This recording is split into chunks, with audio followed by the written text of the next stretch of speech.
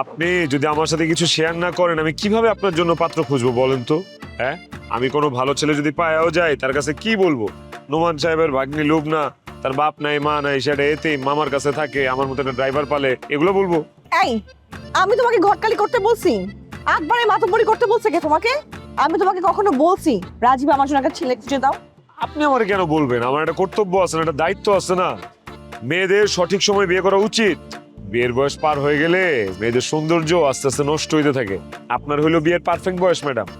এই বয়সে বিয়ে করলে আপনার জীবনটা সুন্দর হবে। তুমি তো মেয়েদেরকে নিয়ে বেশ ভালো রিসার্চ করো। মেয়েরা কোন বয়সে বিয়ে করলে সুন্দর থাকবে, ভালো থাকবে, এটা মেয়েরাই ভালো বুঝুক, তোমার এত তো বোঝার দরকার নেই।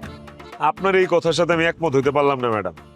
মেয়েদের বিষয়ে মেয়েদের থেকে ছেলেরা বেশি বুঝে, ভালো জানে। কারণ কি জানেন? একজন প্রাপ্তবয়স্ক ছেলে সারাদিন শুধু মেয়েদেরকে নিয়ে পড়ে থাকে। এই যে দেখতেছেন না, নাটক, সিনেমা, অথবা আপনি উপন্যাস ধরেন, গল্প ধরেন, যাই ধরেন না কেন ম্যাডাম, সবকিছুর কেন্দ্রবিন্দু এই মেয়ে, এই নারী। নারী দিয়েই কিন্তু শুরু হয়। নারী ছাড়া আর কোনো বিষয় নিয়ে কেউ চিন্তা করে এরকম পুরুষ আমার জানা মতে নাই। এই, তুমি ড্রাইভারের চাকরিটা আসলেই ছেড়ে দাও তো, আসলেই ছেড়ে দাও। তুমি আমার সাথে কি নিয়ে কথা বলতেছো একবার ভেবে দেখছো? তো সাহস তুমি কি করে পাও? অবশ্যই এখানে আমারও দোষ আছে। আমি তোমাকে অনেক বেশি প্রিভিলেজ দিচ্ছি, যার কারণে তুমি আমাকে পেয়ে বসছো, আমাকে বন্ধু ভাবা শুরু করছো।